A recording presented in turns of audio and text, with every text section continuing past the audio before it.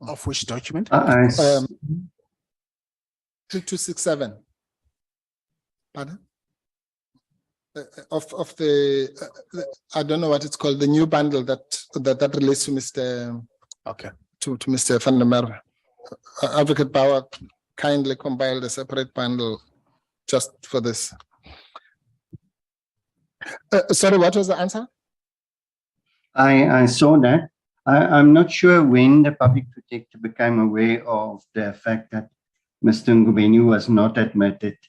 As I said, there was a request that we try and trace the minister's letter related to his exemption, and for that purpose, it's just that I couldn't trace the exact email to put it in the timeline. But I know that might have been the case up to a certain point, that the public protector might have been aware or not aware. No, good. That's enough for my purpose, for my present purposes. And in fact, I think, in fairness to Mr. Sianejo as well, there's a point at which in one of his where he had referred to Advocate Mkhwebane as Advocate Mkhwebane, and then at a particular point, if you follow all his invoices, he is referred to as, is actually distinguished. I think there's one which says, we had a meeting with council and Mr. Mkhwebane. You are aware that, let me put it this way, I'm trying to put it broadly, Mr. Van der Merwe, and I think you have answered some of it.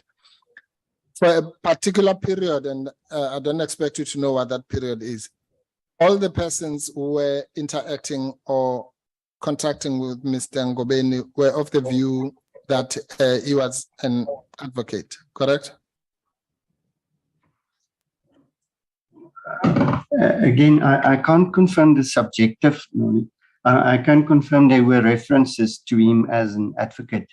Okay, yes, no, fair enough. Maybe they were lying, but from their communication, outward communication, that's how they referred to him, correct? Yes. Yes, and one of those was Mr. Mhlongo. I think this email I was talking about actually came from him, correct? I will have to look at the... Yeah, I think she's found it. There you are. 3267. Yes, I see that. It's that one, yeah. It's from Mr. Alfred Mhlongo to Mr. Sianejo. No, the one you've just passed.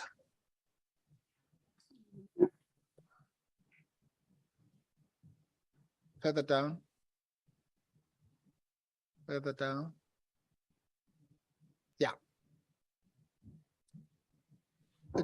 We'll accordingly have Advocate Tabane Masuku SC assisted by Advocate Hangwe Mahlape and Advocate Paul Mkhwebane SC providing support in the background. If you remove that bar, the bar is hiding the only relevant part to my question.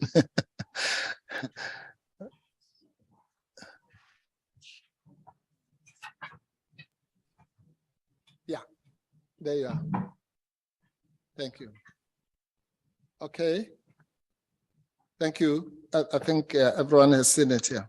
And then you can go to, if you can super quickly go to 3443.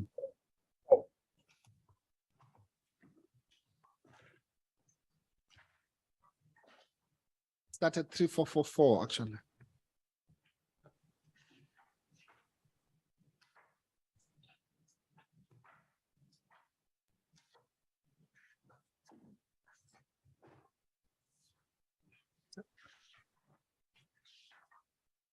Okay. Yes. Okay. I'll be quick on this, Chair. Okay. Background is that there was a team of advocates, and I think one of them was going to be acting as a judge and so on. So there had to be replacements. So if you go to that one, it says our preferred counsel. This is now from Muntu Sitole. Our preferred counsel for that particular brief would Advocate Tom Bukaba of Tulamela Chambers, In the event that is not available, you may brief Advocate Tsepo Sibeko, SC, Pitcher Chambers. Okay, then move it up towards 3443.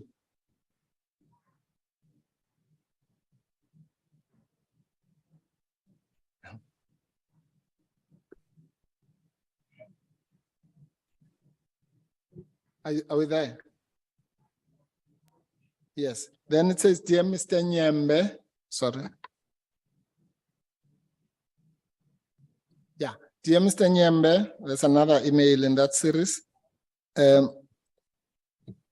Kindly note the email below from the attorneys confirming that neither of the suggested counsel are available. In other words, neither Advocate Mkhwebane nor Sibeko are available. Kindly provide us with alternative names of the counsels. Then you have an email from the Public Protector. If you just move it down, yeah. Where it says, yeah. COS, that's Chief of Staff, Mr. Nyembe. Please contact Mkhwebane SC to check his availability. So all I'm saying is that from those two emails, separate times, both Advocate Mhlongo and the Public Protector seem to work on the wrong assumption that Advocate Mkhwebane SC. Can you confirm that? Yes. Yes. And the Public Protector will then confirm that the services. Okay, let me take one step back as well. Again, drawing back from my old experience. You'd agree, for example, that there's nothing wrong. Well, obviously you'd agree. There's nothing wrong with procuring legal services from someone who's an advocate or that you believe is an advocate, correct? A legal practitioner, yes. Yes, from a legal practitioner. And also there's no duty, impeachable duty on the Public Protector to check the admission certificate of Advocate Shabalala and others if she's told that they are advocates, correct? Yes, if she thinks that they are legal practitioners or yes. under that. And that applies to you as well. You assume if somebody is presented to you, or Mr. Stolle, and then they are given work, then okay, let me put it this way: you don't go around asking for people's admission certificates or silk letters. If you did, then I would be in trouble because I don't know where mine is. No. Thank you. All right. So the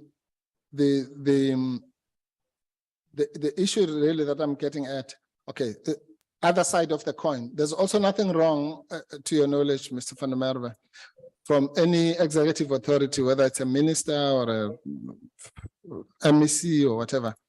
The chair would know about that one. Procuring communication services. We see in our newspapers smiling MECs and all sorts of people who put adverts. So they procure communication services, correct? Yeah, the word procure is a bit wide. Okay. Because yeah, sorry. No, you're right. Yeah, I'm sorry. Okay. Using external communication services, correct? Correct. Yeah. And again, the issue in this particular instance seems to then have been the fact that the hybrid or combined services were then charged in the one area and not the other. In other words, it could have been the combined services could have been charged in OPA's department, which is communication, or could have been charged in the legal department, which is why it went to Mr. Sianejo. And that that is part of the issue. Let's not say it's the only issue. It's part of the issue that why we're discussing this now today, correct? With a qualification, yes, because as I said, Okay, it's not in the end about just. I'm sorry, Mr. Van der Merwe. Sorry to interrupt you. Maybe to make it clearer. If it was, and again, you just have to postulate this. If it was the other way around, if the combined services had been charged via Mr. Opa Sekhalwe's department, it wouldn't be part of this discussion, correct? Yeah, provided it would have been in terms of a, it provided that it would have been in terms of a valid agreement that would then a procurement of the service, a valid procurement process, because it's a consultancy service, so that is through a service before that expenditure would then be validly incurred. As I said, that's the link between the expenditure and where the budget would come from. So it's not just about the end result, who would pay, but who would be liable for the payment. So if OPA's section had procured the service properly, then it would have been through them. The expenditure would have been through them. Yes. No, I think we were talking past each other. Sorry, Mr. Van der Merwe. I'm not saying anything about validity or invalidity. Assume it was an invalid agreement.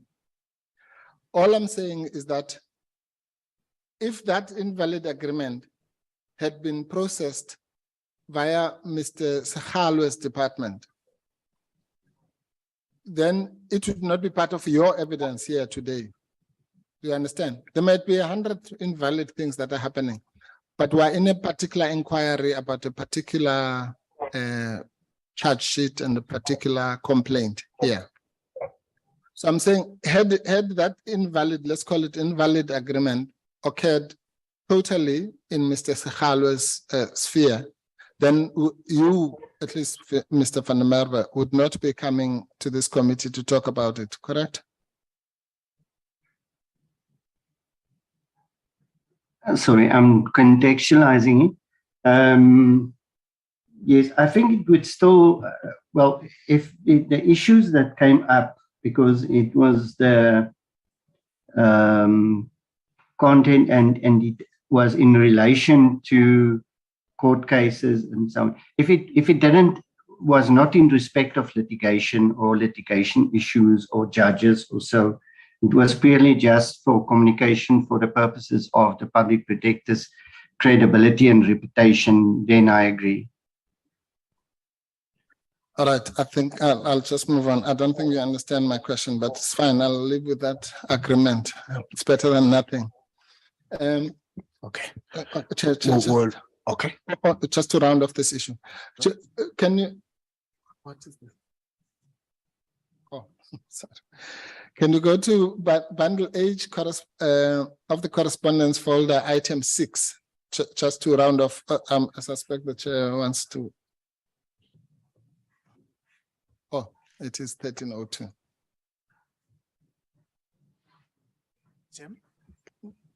Item 6, Chair. Okay. Bundle H. It's a media statement.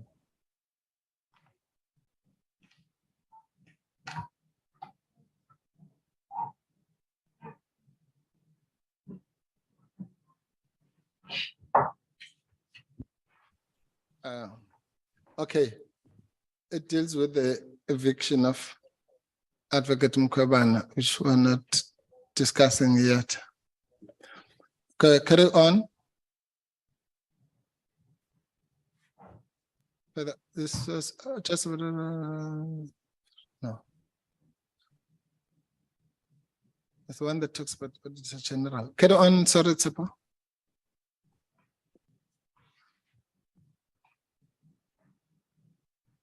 Is that the end? Oh. Yeah. Again, it deals with something that I say is the what I've called the wrong topic of legal fees. But for what it's worth, and it emanates from some of these things that have been said here. This is what the acting public protector, Mr. Lega, has said about this last week. And you may or may not have been part of the input to it, but I'll just read it out. Regarding the calls for an investigation or audit into the expenditures incurred by the institution in respect of legal fees over the last number of years, apparently there are those calls, probably from Mr. Milham and people like him, or Ms. Mazzoni. There is a process currently underway in Parliament, this process I'm sure, which among other issues is tasked with ventilating this matter. Well, that's wrong, but there you are. She's not alone in that. Whilst awaiting the outcomes of this process, which may give direction on further action to be taken by PPSA, the institution has already reported the matter to the Auditor General, and confirmation was received that the matter will be an area on which they will focus within the scope of the next audit. And then it says, in the interim, the PPSA is in the process of reviewing its systems, which include those relating to procurement of legal services and so on. Can you confirm that that is the current position of the public protector?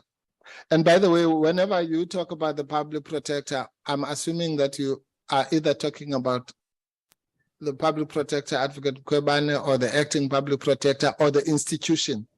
Can we just get that right? Because sometimes there's a confusion between the two, particularly here, between the two, of the public protector and the public protector as an institution, a constitutional institution. Sorry, I've asked you two questions. Let me break them down. The first one is, are you aware of these developments in the media statement? Yes. Yes. And okay, thank you. And then so apparently then in the next audit, which is which may not be clean, the issues of so-called legal fees and expenditure in respect of which people's names have been bandied about are going to be investigated by the Auditor General, correct? Investigated meaning that it will be subject to the audit or within the scope of the audit. That is the impression we have, yes.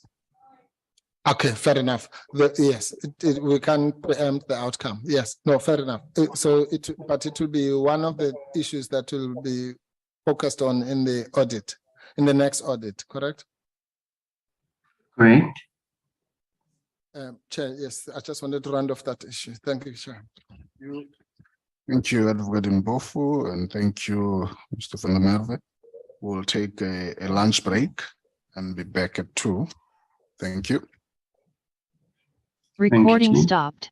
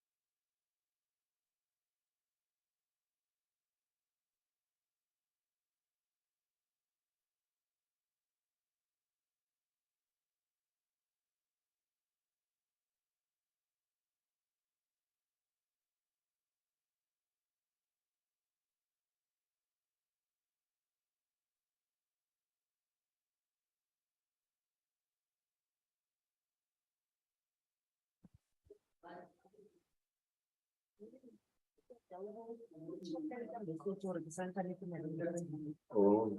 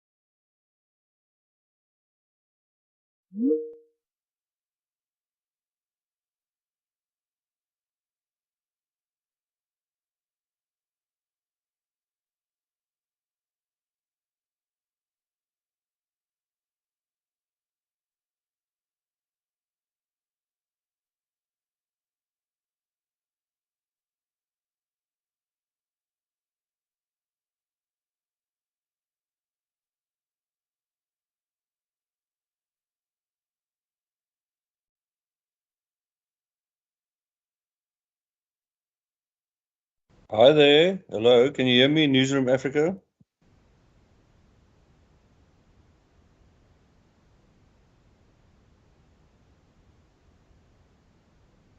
Not sure if you can hear me, but Zena let us know from France that due to a schedule change on the Springbok side, quite a late schedule change, the press conference will now only start at 3:30 SA time on the same link. So please check back here a bit later.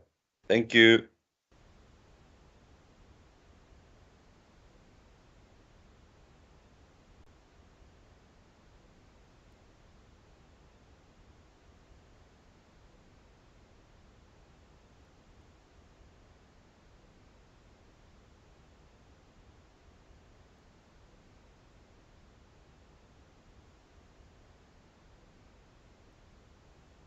I hope you managed to get what I just said.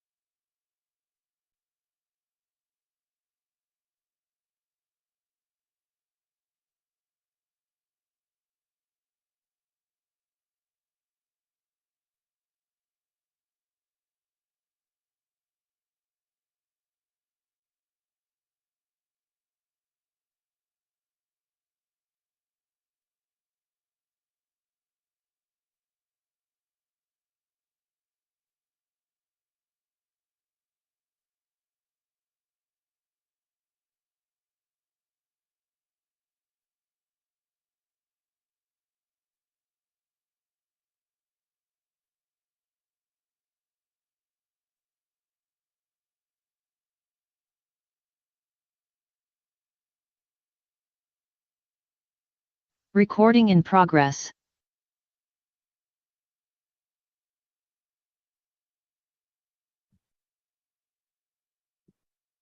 Thank you. Welcome back. Time is now 2 o'clock. Mr. Van der Merwe, are you there?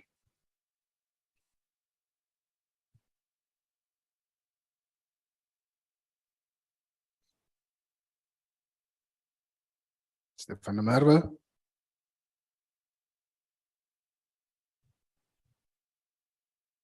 Okay.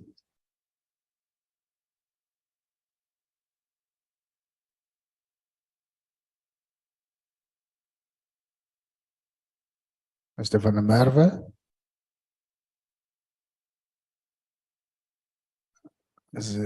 Zraya, can you hear us?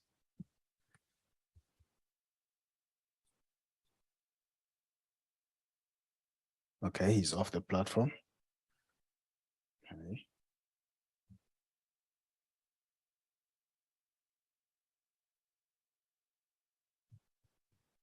Namadzinga,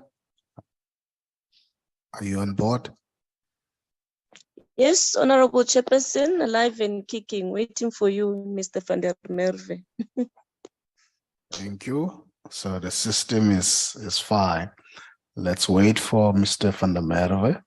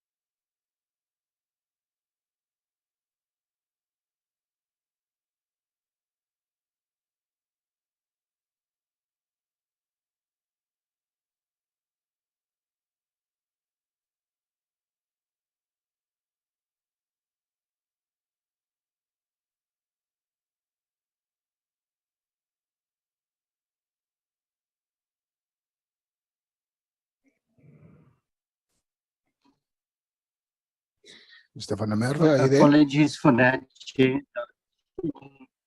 You back? Yes, sorry, Thank Chair. A load shedding hit just as we were about to start. Can you hear me? Yes, Am I audible, Chair?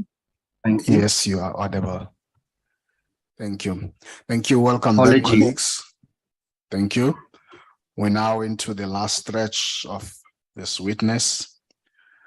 I'm going to hand back to Advocate Mpofu to resume and take us, say, to 4 o'clock, and then I add the 16 minutes that I took from him when he still needs it at that point. Hopefully not. Over to you, Advocate Mpofu. Thank you, Chairperson. Mr. Van der Merwe? Yes, Chair. Yes. Okay. I'm just going to quickly deal. I promised you that I'll later come back to the CX matter. So I'm just going to quickly deal with some quick topics, then we'll finalize this issue of legal fees, and then we'll go back to CX.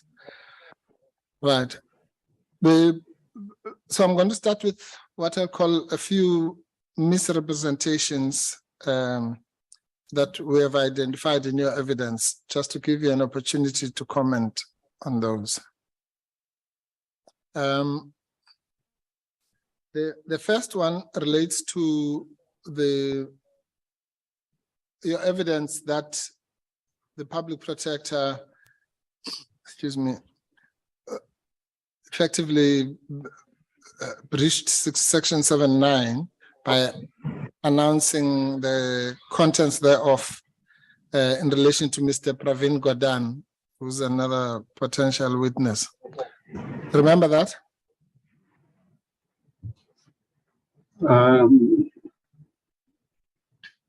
Can you refer me to the relevant part? It's the discussion. Sorry, no, I'm not referring you to any specific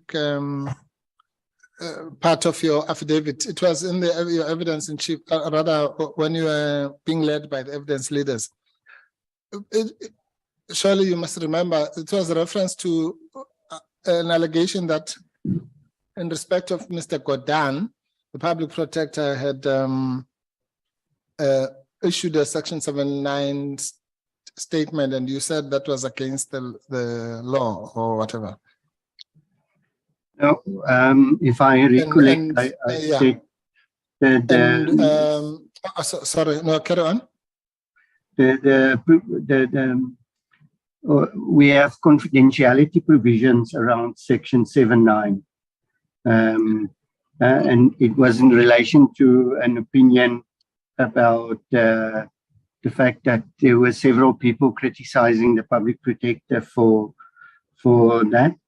And I just confirmed that as a rule, section 7.9 notices are confidential.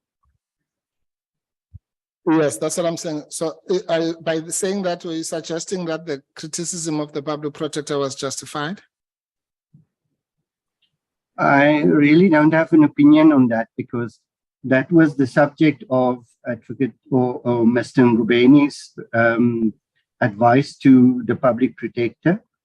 And I know what was the motivation and how it was done. I haven't looked at the matter in such detail to know exactly what was the facts and the circumstances around that. Generally, it was something that I would not support, but I'm not expressing an opinion to say the public protector was wrong or was correct. They are okay, that's fine. Let me put you out of your misery. The point is that it did not happen. So I'm not expecting you. I'm not asking you about the rights and wrongs of it as such. Yeah, if it had happened. Yeah, I'm saying that that whole criticism was based on the wrong facts. And let me assist you, because it might help us. Remember, we're now on time pressure. So it might take away my next few questions. The public protector will testify that that criticism was completely unjustified because it was based on the incorrect notion that she had publicized a Section 7.9 notice, when all she had done was to announce, because there was a public furore, and she announced at one of her briefings as such, that such a Section 7.9 notice had been issued. That's all. She never publicized a Section 7.9 notice. She never spoke about its content.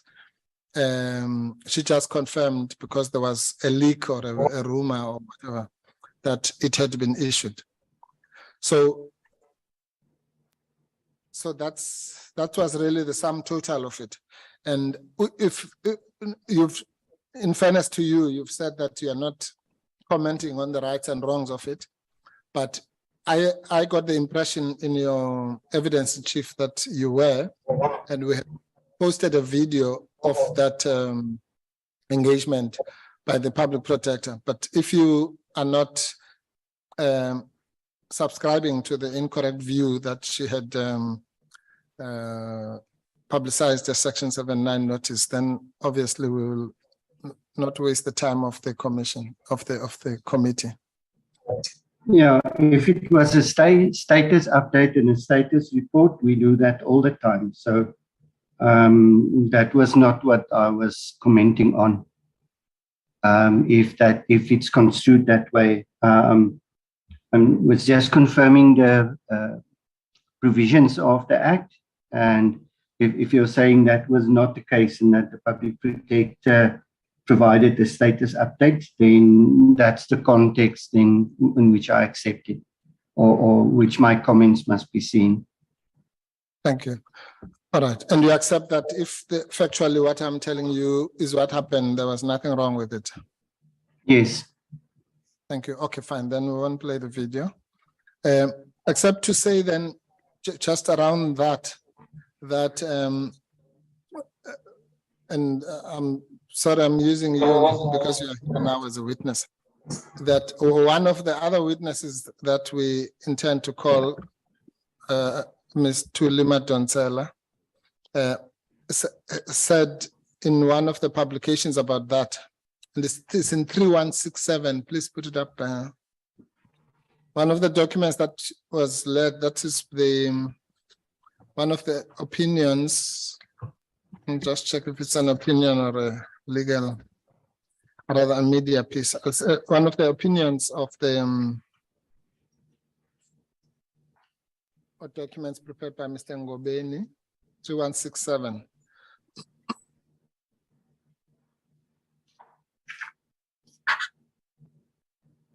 that the one? 3167, Chair. Yes, that's the one. That's one. Sorry, I didn't see. Just go further down a bit.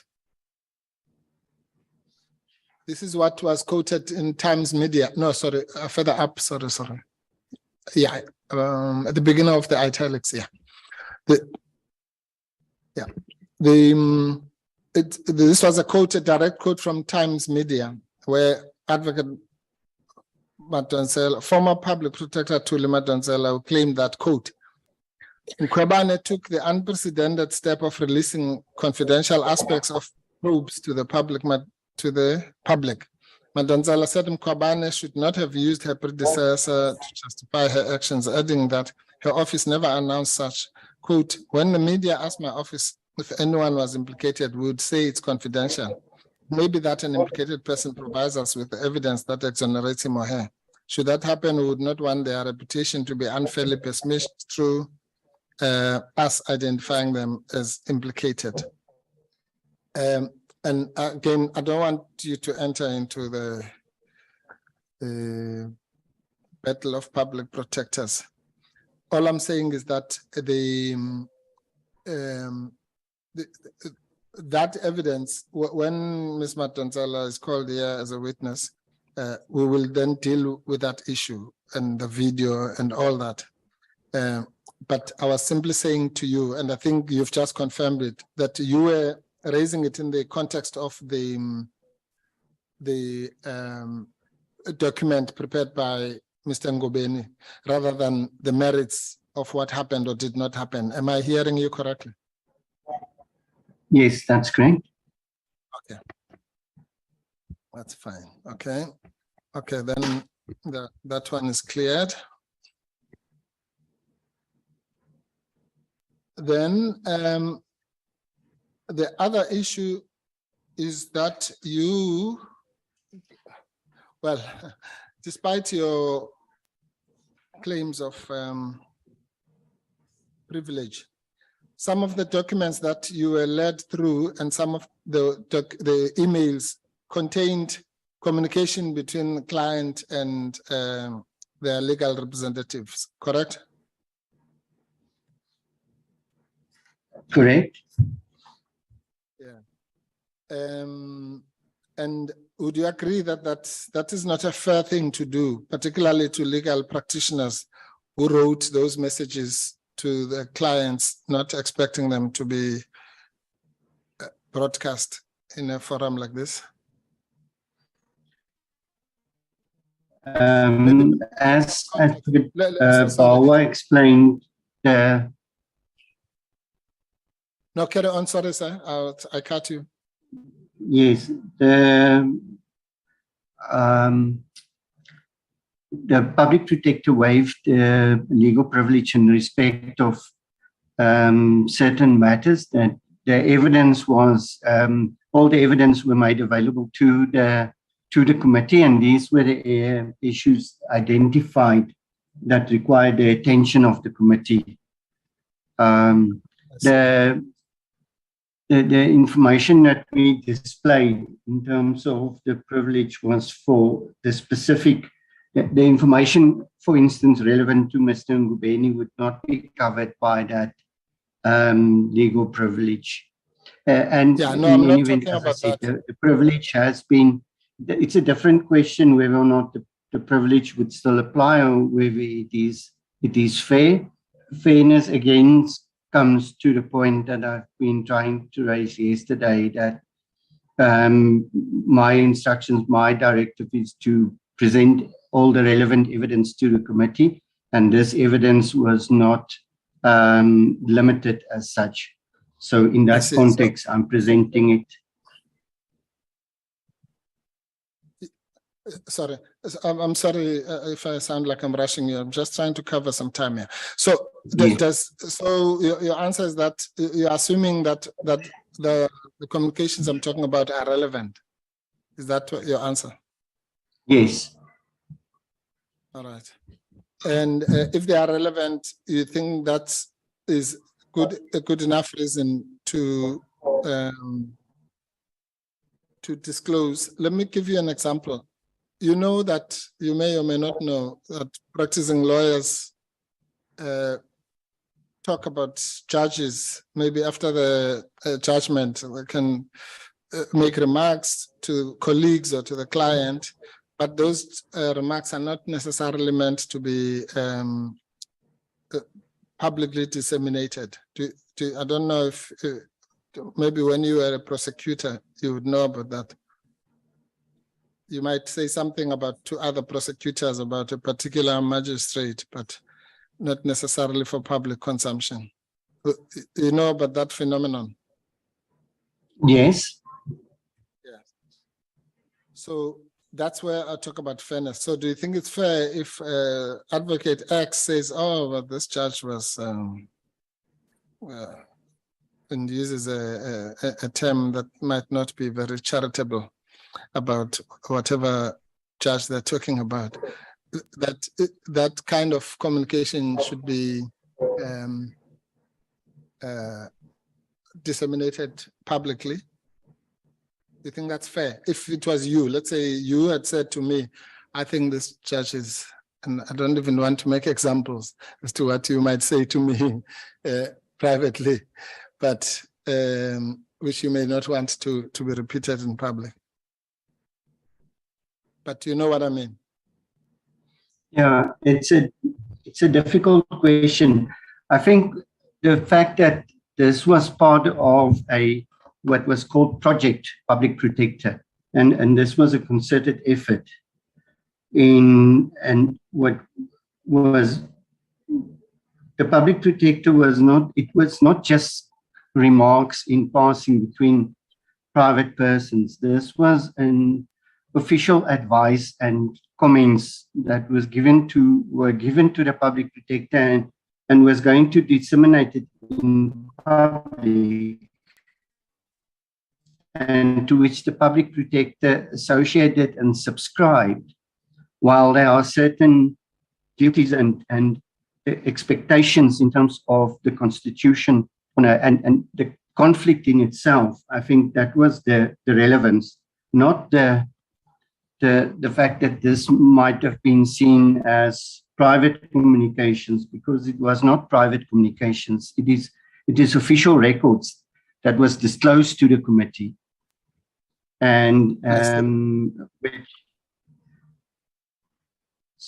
sorry? So, yeah, no, I'm saying I see. So you are saying that if Advocate Masuku or somebody says, makes a comment about a particular judgment, that is just fair game, just because it's sent to someone in the Public Protector's office. Is that your version? No, I think it's a bit more complex than that, Chair. The Public Protector, as I said, has a duty to uphold the Constitution, to be fair, impartial, and also in terms of Section 7. I'm not talking, okay, please. Okay, so, sorry to cut you. I can see where you're going. I'm not talking about the public protector as a person. I'm saying, let's say that was sent to Mr. Mhlongo or Mr. Muntu Stole or whatever. Forget about the public protector as a person now. Talking about communications, let's say between Mr. Stole and Advocate X or Y. Yes, when we are asked to analyze a judgment, we give fair comment on what we think is wrong with the judgment, and I won't say we go personal remarks on the judge, but yes, that type of communication does occur. Okay, no, it's fine. Okay, I think I think it's fine. All right. Maybe you have not been exposed to this kind of thing that I'm talking about here. All right. So the issue of comments, you've also made comments that were critical, to put it mildly, about certain of the judgments, or you disagreed strongly with them, correct? Would you refer me to a specific? I know which judgments I've analyzed and Which ones? presented. GEMS, the NEF judgment, the Busasa to an extent, and I have the comments and even the analysis. Yeah, and I would say words like the court respectfully erred. Yeah, it is not, and then I would put the fact that I think where the court erred in respect of the GEMS judgment, for instance, when the court were saying that the public protector should not have entered the fray when the person had alternative remedies, I gave a different opinion and say and I substantiated it with facts, where I think the court might have been restricted in their interpretation. So I've got those comments. I won't say it's criticism of a judge, but it's an analysis of the judgment. And I have them if I need to present them to the committee. Okay, so when you say the charge or judgment was confused, is that an analysis or a criticism? No, it's an analysis. The judge is confusing issues. And when you say a judge is biased, is that a criticism or an analysis?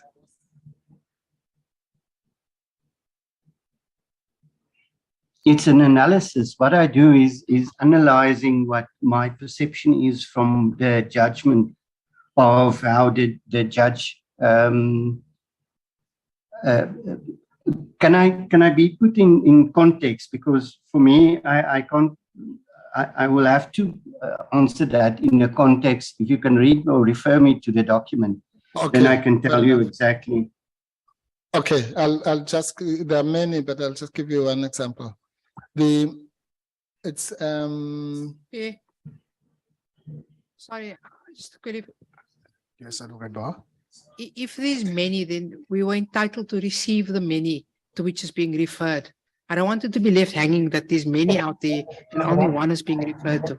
Either Advocate Mpofu hands us over the many at some point, or he specifies as to how much they are, and provide it. Okay. That's fine. We'll do that. But let me then say, Chair, there's more than one. But I'm going to give one example. I mean, otherwise I can give both examples, or 3 or 4 or 5, but I don't have time. Okay, can you go to? But I will give to Advocate Bell. It's bundle H, item 27.3.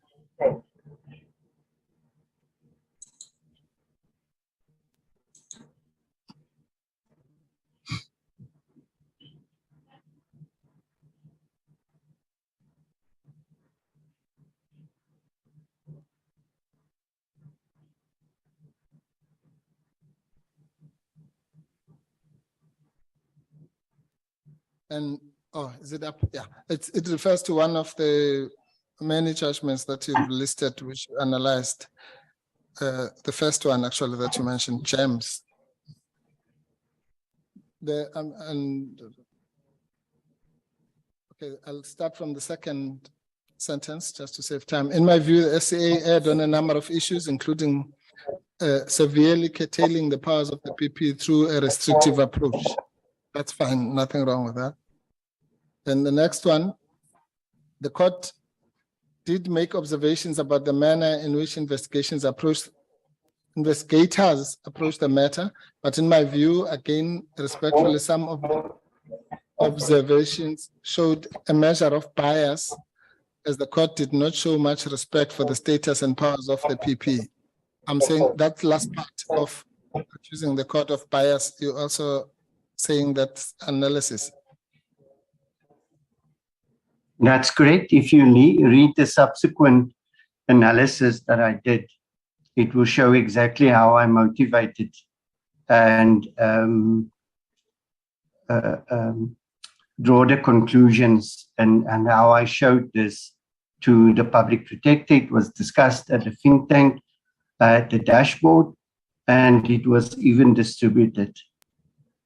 No, it doesn't actually.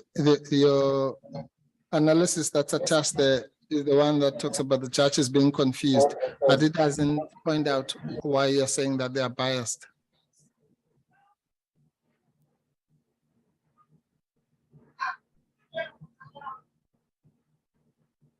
And you can put that up if you want. You can tell us where it says what you're saying. It will be the same. It will be same bundle 27.2.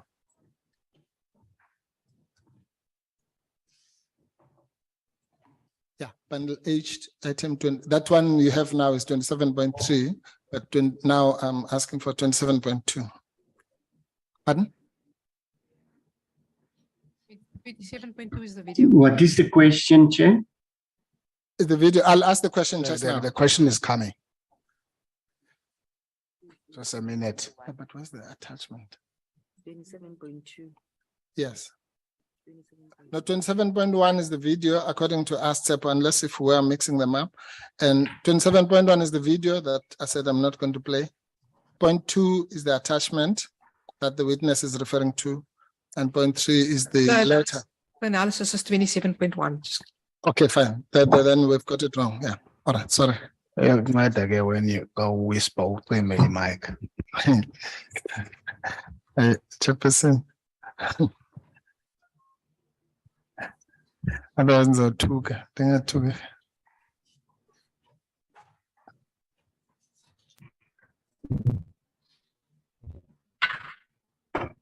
I want you to hear what I say to my juniors when I'm cross. Is it up? Yes, there it is. It's where you go. So the comments. So you've got the issue, then you have the findings, and then you put your comments. So that's the important part. This would be you going on about the yeah. Anyway, I think the quick way to do this is if you can show the committee where it is that you justify your conclusion that the judges were biased. I have to go through this. Take your time, not a lot.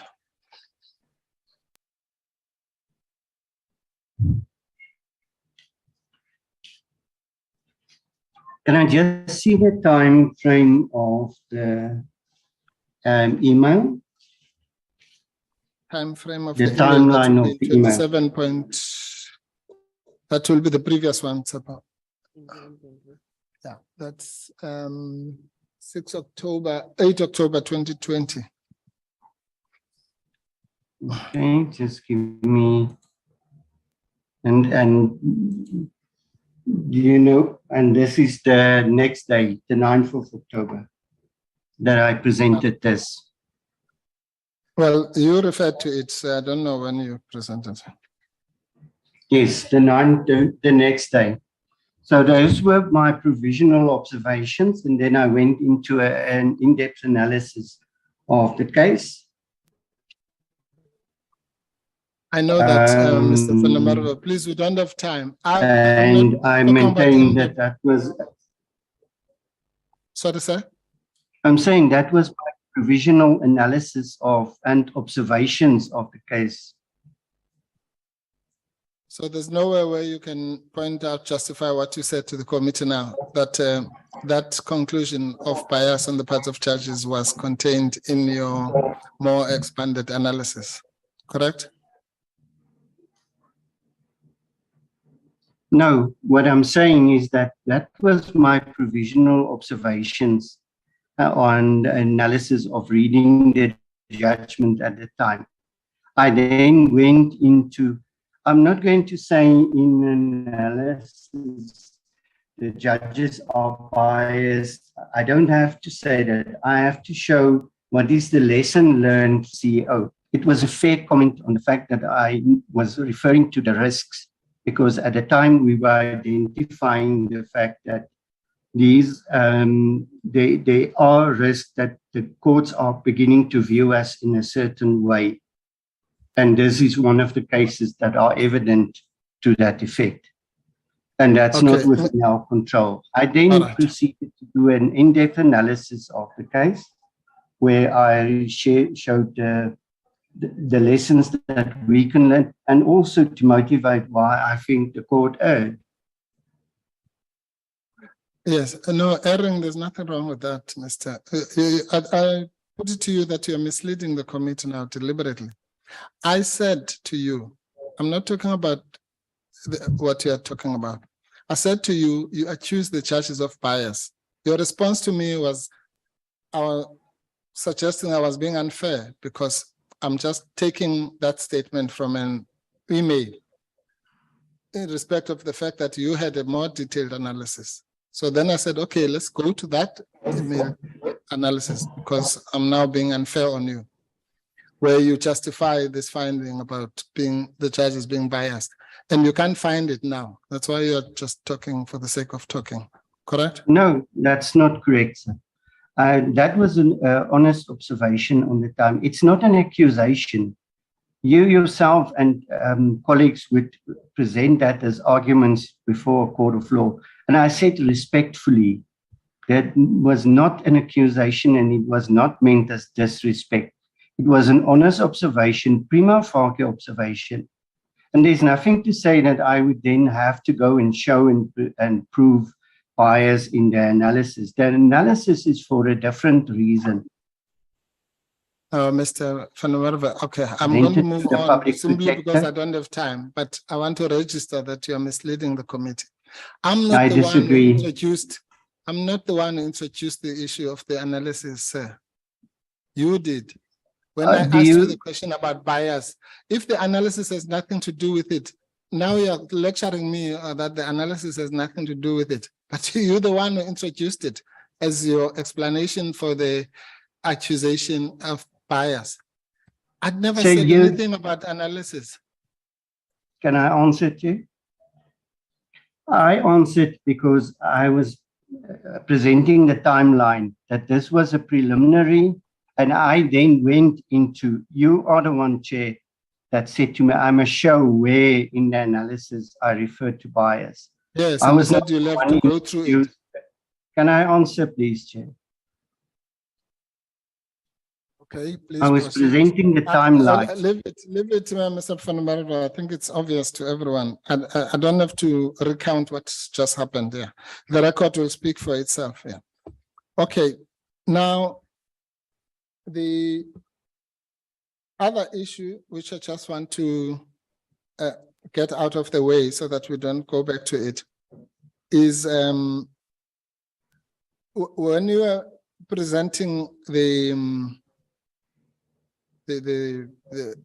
fees and the charges, why did you not indicate that the legal team of the public protector is charging you discounted rates for this committee, for example?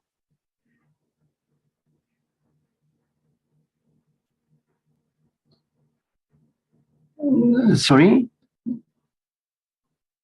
Can you repeat Sorry. the question, sir? I'm saying, in the light of what we discussed about giving false impressions to the public in particular, you know, the discussion we've had ad nauseam here. I'm saying, why did you not indicate, you or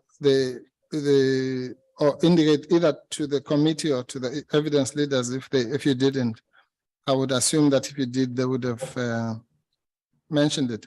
That the legal team of the public protector is charging discounted rates.